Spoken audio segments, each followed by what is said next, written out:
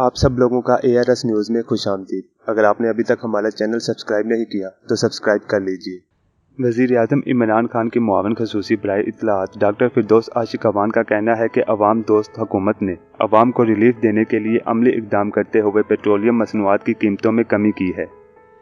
फिरदौस आशिक अवान का अपनी ट्वीट में कहना था कि पेट्रोल की कीमत ₹4.59 कमी के बाद नई कीमत ₹113.24 हो गई। उन्होंने बताया कि हाई स्पीड डीजल की कीमत में ₹7.67 की कमी की गई है, जिसके बाद नई कीमत ₹124.80 हो गई है।